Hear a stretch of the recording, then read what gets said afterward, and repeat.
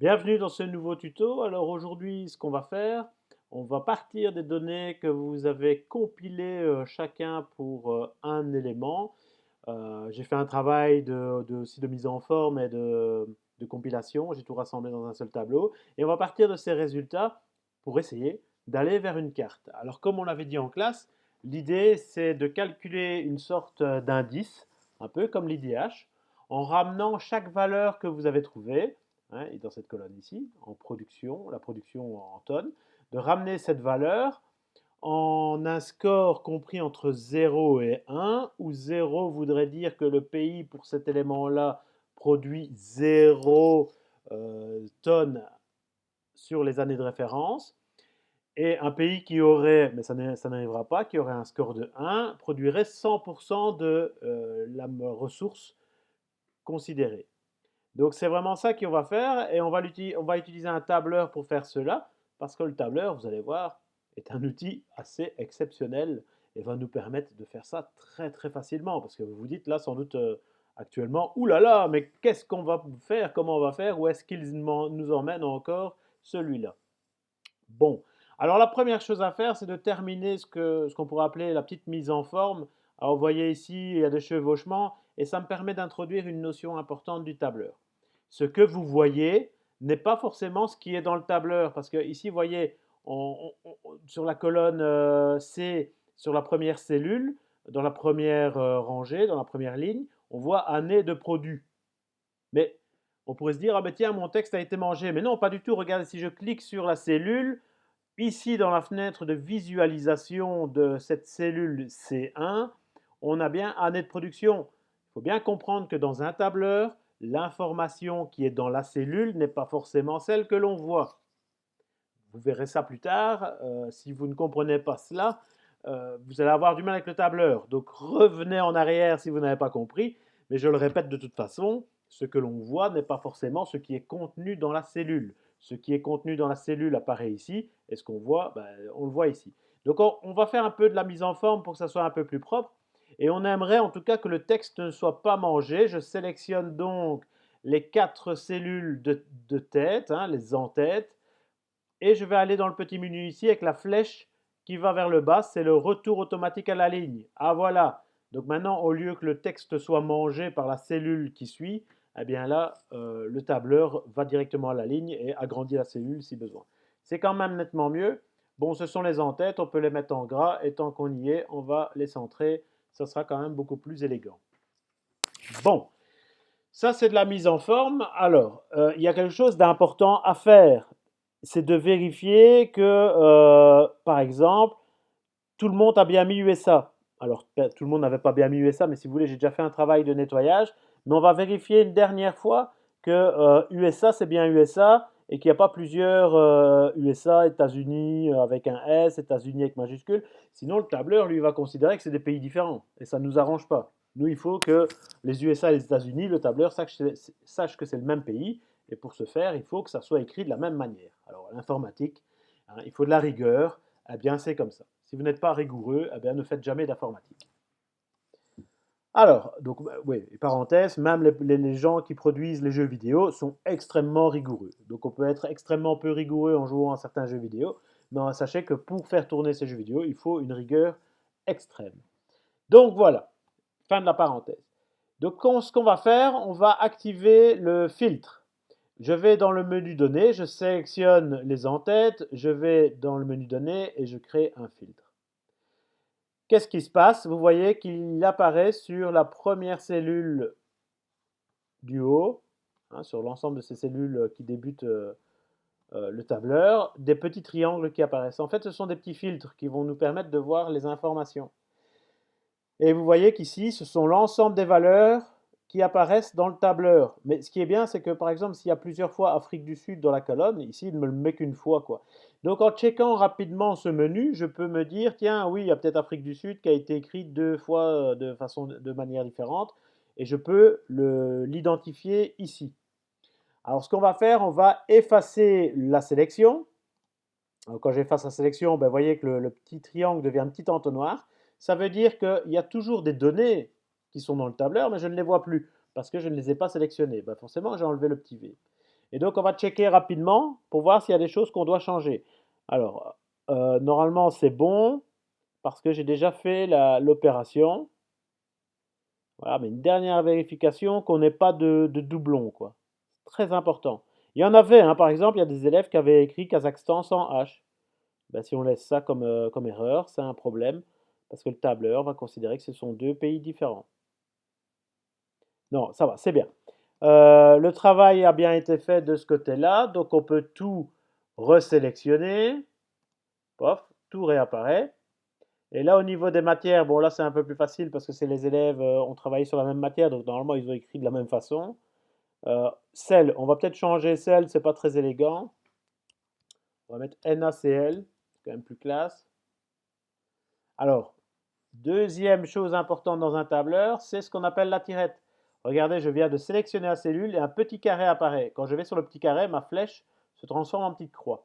Eh bien, je vais appuyer sur le bouton gauche de ma souris, je maintiens appuyé et je descends jusqu'au moment où je ne suis plus dans le sel et je lâche.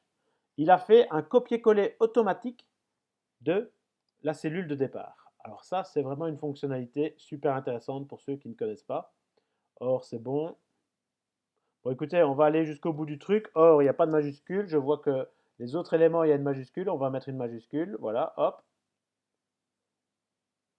Le reste, est-ce que c'est bon? Tout le monde a une majuscule. Comme ça, on est cohérent. Voilà. Eh bien là, le tableur est plus ou moins en forme et je constate déjà qu'il y a des aberrations parce que c'est pas possible que la Chine, en 2016, n'ait produit que 34 tonnes de chlore, quoi. Le chlore, c'est super courant. L'eau de Javel, les piscines utilisent du chlore, plus bien sûr dans l'industrie, on utilise du chlore, voire même dans l'agriculture. Euh, 34 tonnes, c'est dérisoire. Donc ça, c'est pas bon. Mais on va faire comme si c'était bon. C'est pas ça le but ici de tout vérifier. Normalement, ça aurait dû être vérifié en amont. Ben voilà, c'est l'élève qui n'a pas bien fait son boulot. C'est comme ici, il y a des zéros, c'est pas terrible, mais enfin bon, ça va pas trop nous embêter. On va du coup enlever le filtre, on n'en a plus besoin, désactiver le filtre, voilà. Alors, première colonne, on va calculer l'indice de production du pays par élément. Donc on va vraiment faire un bête calcul ici. Je mets en forme. Si je vais trop vite, vous faites pause, hein, ou vous mettez YouTube en vitesse ralentie, comme ça vous aurez plus de temps. Mais c'est pour ça qu'on fait une vidéo, c'est pour que tout le monde aille à son rythme. C'est mieux qu'un cours finalement où hein, j'irai au rythme des élèves, peut-être les plus rapides ou les moins rapides, mais ça pénalise toujours des élèves, tandis qu'ici chacun va à son rythme. C'est ça qui est bien. Et donc tout le monde va arriver à faire ce qu'on fait. C'est très bien. Alors, donc l'idée c'est de calculer l'ensemble de la production de chlore pour avoir la production mondiale totale. Alors on va mélanger des pommes et des poires. Bon, ça je ne sais pas comment l'élève a fait ses comptes. Mais on va mélanger du 2012, du 2019, du 2018, du 2016. Bon, soit, c'est pas ça la question, mais évidemment, si on faisait un travail 100% sérieux, on ne se baserait pas sur ces données-là qui sont pas bonnes. Donc, ce qu'on on va faire l'addition de tout.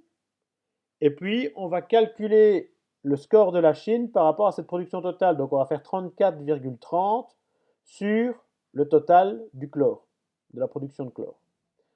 Alors, on pourrait faire ça à la main, mais ça prendrait du temps. On peut utiliser un tableur. Alors, pour faire un calcul, on va introduire dans la cellule un égal.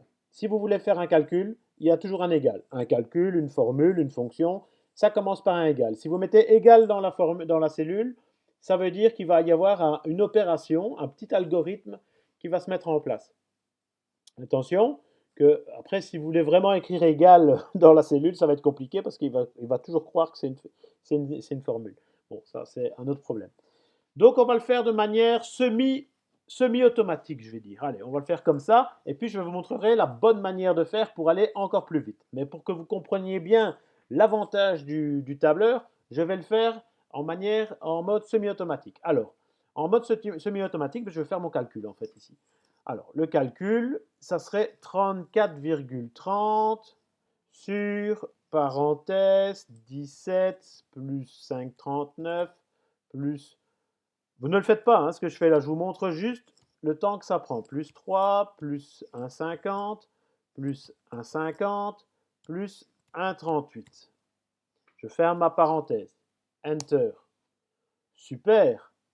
Voilà, j'ai ici le calcul qui est fait avec le score de la Chine qui n'est pas correct. Qui n'est pas correct. Parce que c'est pas possible que j'obtienne 1,022. Donc c'est que j'ai fait une bêtise quelque part ici. Ah oui, bien sûr, j'ai oublié d'ajouter le score même de la Chine, donc 34,30. Voilà. Donc voilà, la Chine aurait un score de 0,505, ce qui veut dire qu'elle produit en gros 50% du chlore à l'échelle mondiale. Bon, mais ça a pris un certain temps, vous voyez, de faire ça. Alors on peut faire une version beaucoup plus rapide. Égal toujours. Je ne vais plus encoder les valeurs, puisque finalement les valeurs, elles sont déjà encodées. Donc je fais deux fois le travail quand je tape 34,30 plus 17 et tout ça. Et donc on va utiliser la force du tableur, c'est de travailler avec ce référencement des cellules. Hein. 34,30, c'est la valeur de la cellule D2. Donc ce que je pourrais faire, c'est tout simplement D2, et je n'ai même pas besoin de le taper, il suffit de cliquer sur la cellule. Donc ici, il va aller chercher la valeur qui est dans D2, si vous voulez. Hein. Donc je fais D2 sur, ouvrez la parenthèse, eh bien D2 plus D3 plus D4 plus D5 plus D6 plus D7 plus D8 plus D9. Alors vous voyez que c'est super facile parce qu'en plus il met des couleurs, donc je peux vraiment vérifier mon travail. Enter. J'obtiens bien la même réponse, 0,505. Vous voyez, j'ai été beaucoup plus vite. Bon, seulement le problème, c'est que je vais devoir faire ici le calcul à chaque fois pour les États-Unis et tout ça. Ça va me prendre quand même un certain temps, même si la formule est assez rapide en elle-même. Bon, là, j'ai quand même 200, plus de 200 lignes. Combien? 242 lignes à calculer. Bon, j'espère que vous avez toute la journée pour faire ça. Évidemment, je plaisante. Vous allez voir, ça va être beaucoup plus rapide que ça. J'efface mon résultat et en fait, on va créer un mini-programme dans la cellule qui va nous calculer automatiquement pour une matière première, ben, la production mondiale et qui va, en fonction du pays, nous mettre un résultat différent. Alors, comment est-ce qu'on va faire? On va d'abord lui dire, ben, tu vas diviser la production du pays, ça ne change pas, ça reste D2, et tu vas le diviser par quoi? Eh bien, tu vas le diviser par le total, la somme de toutes les valeurs du chlore. Alors, comment est-ce qu'on fait ça? On va utiliser une fonction. Alors, évidemment, ici, vous ne pouvez pas les connaître par cœur. Voilà, c'est l'expérience qui fait qu'on connaît certaines fonctions. Après, si vous cherchez une fonction, il y a des moteurs, enfin, vous pouvez aller sur Google et chercher comment faire pour réaliser une opération dans le tableur. Quoi. Ça, c'est des apprentissages. Mais évidemment, je ne vous demande pas de connaître ça par cœur. Je vous montre juste l'avantage d'utiliser un tableur pour plus tard, quoi, j'ai envie de dire. Celui qui, après, dans ces matières, utilise le tableur, ben, il pourra aller plus loin, évidemment. Nous, en sciences sociales, généralement, on va assez loin. Bon, ben, j'espère que dans chacun de vos cours, vous allez utiliser pas mal le tableur. Quoi. Bon, je vous montre juste ici. Donc, j'utilise la formule, je vais mettre en majuscule, la somme. Et la somme si. Oui, parce que je ne veux pas la somme de tout, je veux la somme simplement du chlore. C'est pour ça que je mets un si. Attention, il faut bien respecter le point, somme.si. Mais normalement, il va vous le proposer. Et pour mobiliser la formule, il faut ouvrir la parenthèse pour mettre les informations. Alors, on va sélectionner une plage. C'est quoi une plage? C'est un ensemble de cellules dans lequel il va falloir trouver le critère de ma recherche pour faire ma somme. Ici, le critère, c'est le chlore. Mais vous voyez, l'avantage, c'est qu'après, ça sera le tantal, ce sera les terres rares et ainsi de suite. Donc, dans quelle plage de cellules je vais devoir chercher le chlore? C'est dans celle-ci. C'est la plage qui va de A à 2 jusque, voilà, je maintiens le bouton droit gauche de ma souris enclenché, je lâche quand j'ai tout sélectionné, voilà. Ça, c'est l'ensemble des plages dans lesquelles je dois chercher les éléments qu'il faut calculer. Et puis, je mets un point-virgule, très important. Une virgule, ça ne marchera pas, c'est vraiment un point-virgule. Quel est le critère? Le critère, il est dans cette cellule-ci, la cellule A2, c'est le chlore. Et puis, somme plage, qu'est-ce que je dois additionner? C'est ça. Et je sélectionne tout. Alors, vous allez me dire, mais pourquoi, monsieur, vous sélectionnez tout? Mais parce que vous comprenez bien qu'on va faire une fois la formule pour tous les éléments. C'est là que c'est intéressant. Donc on se donne un peu de travail ici, on se casse un peu la tête ici, mais c'est pour aller beaucoup plus vite. Voilà. Eh bien, j'ai fait Enter, j'ai fermé ma parenthèse, j'ai fait Enter, et j'obtiens bien le même score. Alors vous allez me dire, monsieur, ça prend beaucoup plus de temps. Je me répète, maintenant ça va aller assez vite. Parce que ici, pour les États-Unis, je vais faire la tirette. Ah, j'obtiens 0,506. Ça, c'est sans doute pas bon, parce que 17 et tout ça, il doit y avoir un problème. Ben oui, regardez la différence entre mes deux formules.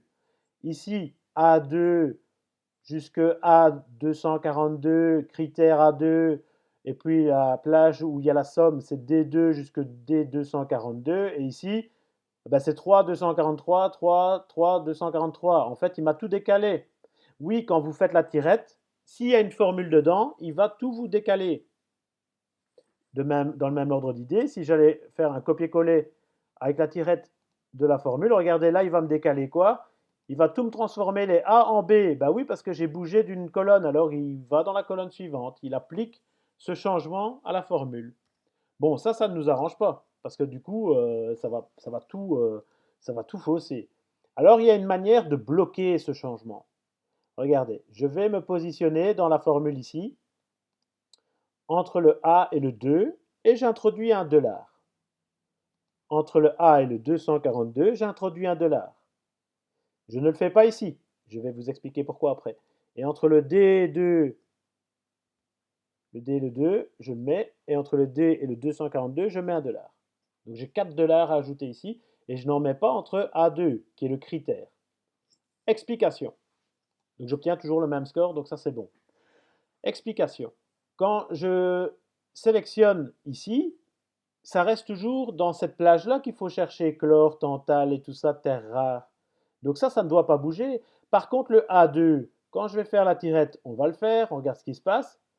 Ah ben il me met à 3. Ben oui, forcément, parce que je ne veux plus chercher la Chine, je veux chercher, ou je ne veux plus chercher, pardon, le chlore 1, je veux chercher.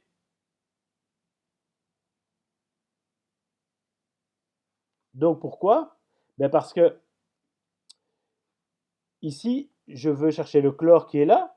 Ici, je vais toujours chercher le chlore, donc là, ça marcherait toujours. Mais là, quand je vais arriver avec Tantale, il faut qu'il cherche Tantale, donc il faut que ce critère, il bouge. Regardez, je vais aller jusque Tantale. Boum, ça marche. Hein? 71, voilà, le Tantale, il y a trois valeurs, donc c'est facile. Donc 71 sur 78 000, ça fait bien 91%, quoi. Il a bien été chercher le Tantale et plus le chlore, parce que à 10, c'est le Tantale. Vous voyez, ça c'est l'utilité de faire ça. Hein, maintenant, je peux vraiment faire la tirette jusqu'en bas. Ça va être bon pour l'ensemble des valeurs.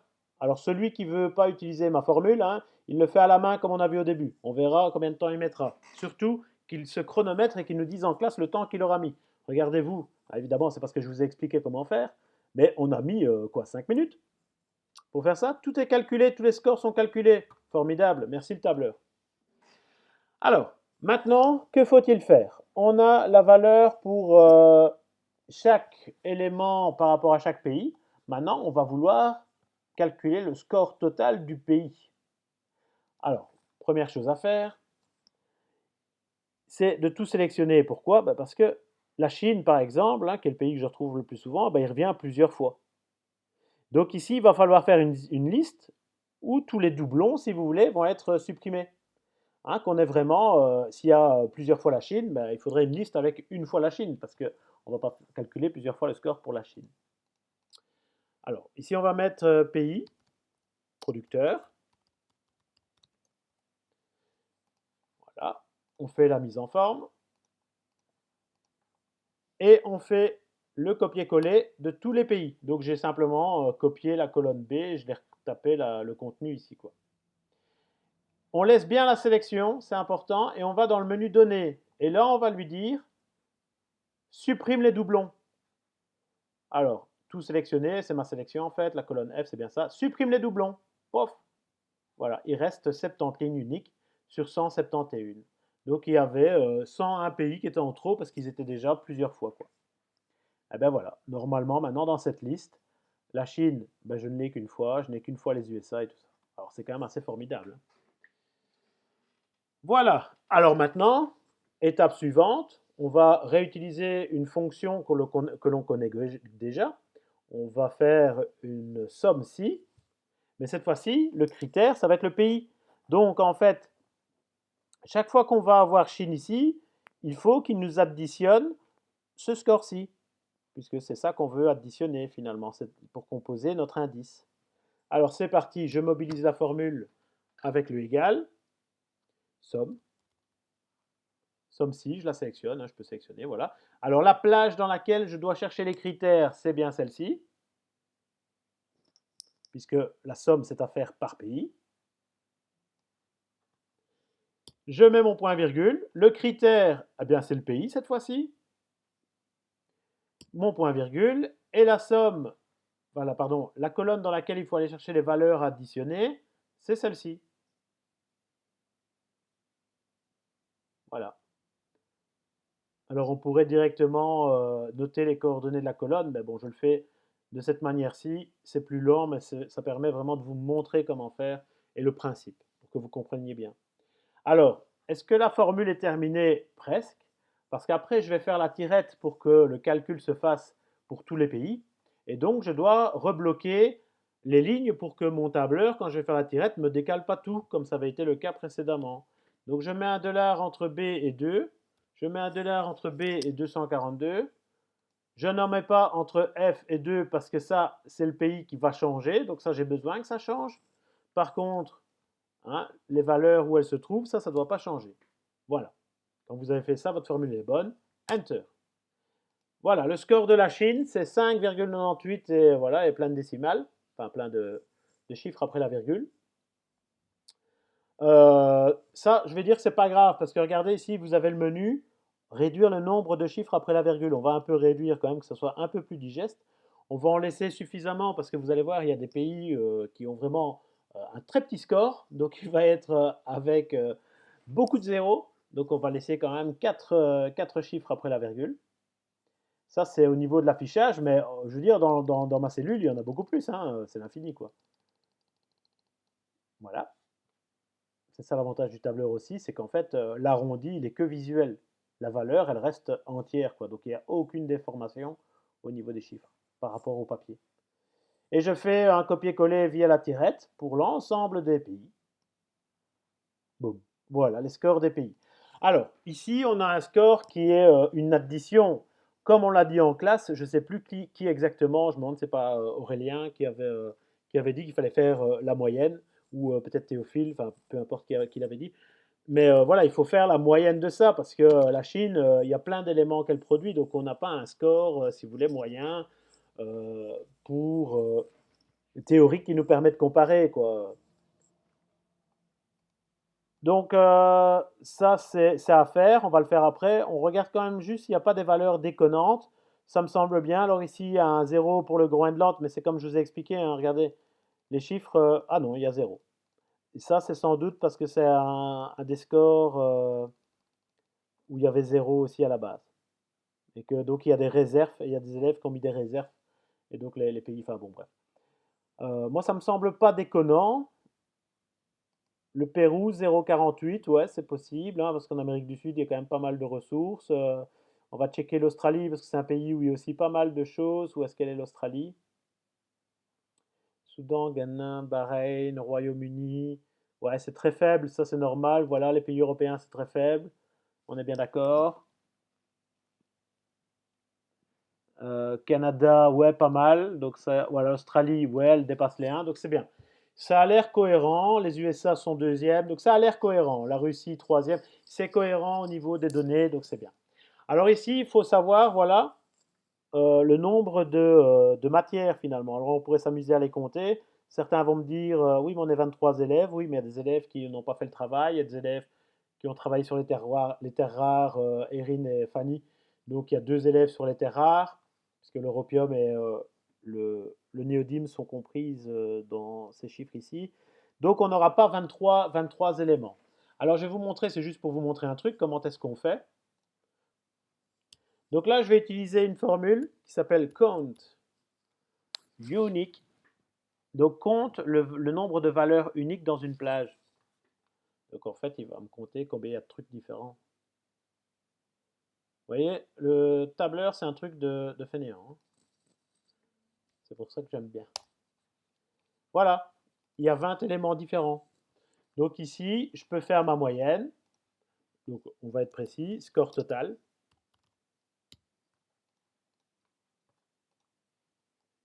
Total. Hop, je remise en forme. Et ici, ça sera le score moyen, où je vais plutôt mettre, finalement, c'est l'indice. Indice de production. Ça, c'est vraiment un truc qu'on a créé, quoi, finalement. C'est un truc à nous, hein. Voilà. Alors, comment est-ce qu'on fait? Ici, c'est vraiment tout bête. Égal, et c'est juste ça, le total à diviser par le 20. Puisqu'il y en a 20. Voilà, c'est tout bête. Et donc, la Chine a un score de 0,29. Ça peut vous paraître peu, mais ça veut dire que allez, 29% de la production des éléments qu'on a identifiés, alors il y en a beaucoup plus, mais 29% de ceux qu'on a retenus, ou même 30%, parce qu'on n'est pas loin des 30%, sont produits par la Chine, quoi. C'est assez dingue. Je pourrais réduire ouais, 30%. Mais si je mets que deux chiffres après la virgule, regardez, je me retrouve avec des scores de 0, c'est pas, visuellement, c'est pas parlant, donc je préfère en mettre 4, comme on avait dit au départ. Voilà. Eh bien, c'est formidable. Là, on a notre indice, donc qui est une donnée relative, que l'on va cartographier. Vous allez me dire, mais monsieur, comment on va faire? Mais c'est le tableur qui va le faire, encore une fois. Je sélectionne ces données, puisque ça, ce sont les données, comment dire, travaillées, si on peut dire. Je sélectionne toutes ces données, ce produit fini. Insertion, graphique. Voilà. Et là, il nous propose ceci. Bon, évidemment, ce n'est pas ça qui nous intéresse. Nous, on va changer le type de graphique. Et regardez ici, il y a des cartes. Alors, on a le choix. Soit on choisit des repères ponctuels ou alors des surfaces. Hein, les figurés, là, sont des surfaces, tandis que là, les figurés sont des points. Bon, c'est des cercles, mais je veux dire, c'est en mode point, quoi. Donc, c'est une donnée relative figurée en surface, donnée brute figurée en mode point. Donc si on était par exemple en train de cartographier la production, on aurait choisi ça. Mais ici, comme c'est un indice, on choisit ici. Hein, comme par exemple l'IDH ou la densité de population, c'est toujours des surfaces. C'est comme ça. Alors regardez, ça c'est assez magique. Voilà, il est en train de produire notre carte. Et pour ceux qui ne pensaient pas en début de vidéo qu'on allait arriver à un produit fini, ben là on y est presque. On n'y sera pas tout à fait, mais on y est presque, hein. Alors c'est même un peu magique, hein. Alors qu'est-ce qu'on peut dire de cette carte déjà? Bah, évidemment, la Chine... Ah, il y a un problème. Il y a un problème. Alors faites pause et cherchez le problème de la carte. Voilà. Alors, la solution au problème de la carte, regardez ici. 5,989. Il ne représente pas notre indice, il représente le score total. Mais ça, c'est faussé. C'est pas exactement ça qu'on voulait cartographier. Parce que nous, on veut vraiment avoir la moyenne, quoi.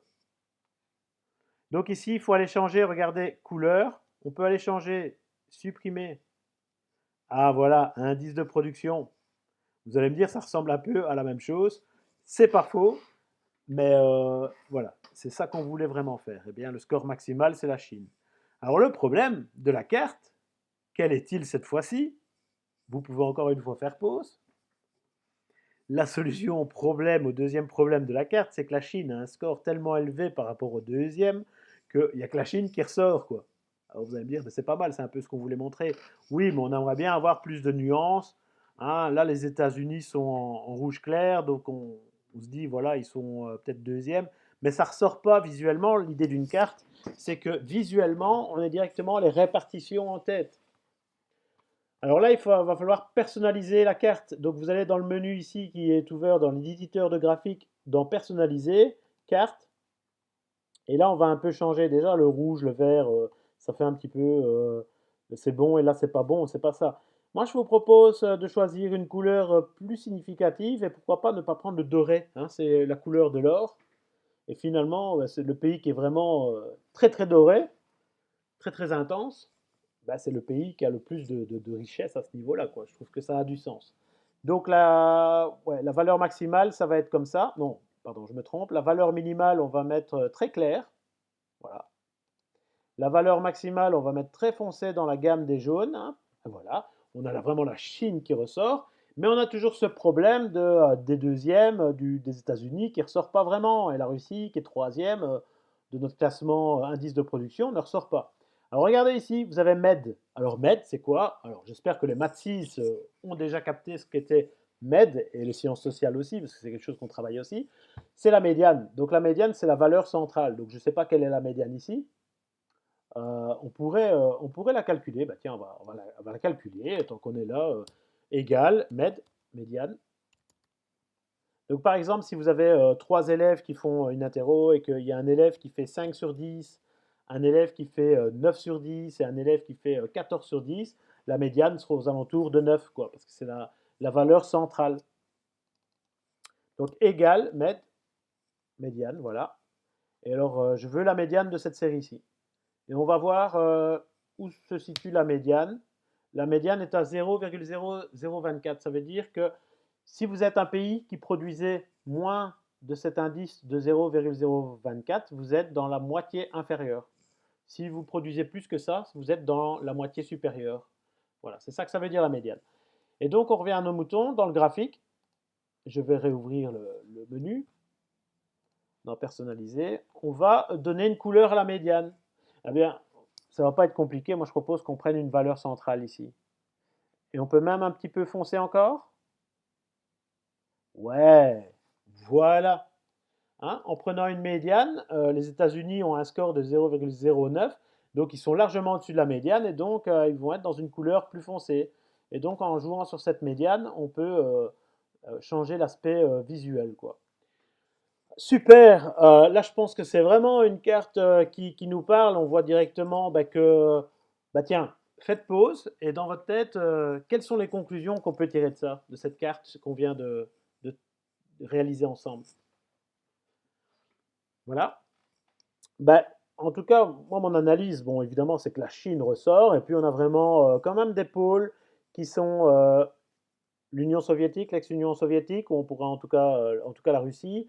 L'Amérique du Nord, ça c'est Sud, et en partie, euh, comment dire, l'Ouest pardon, de l'Amérique du Sud, hein, le Chili, le Pérou principalement, qui sont les plus gros producteurs, l'Australie aussi, et puis quelques pays d'Afrique. En Europe, c'est un peu plus délicat. Alors, vous allez me dire, oh, il y a un petit point ici en Europe.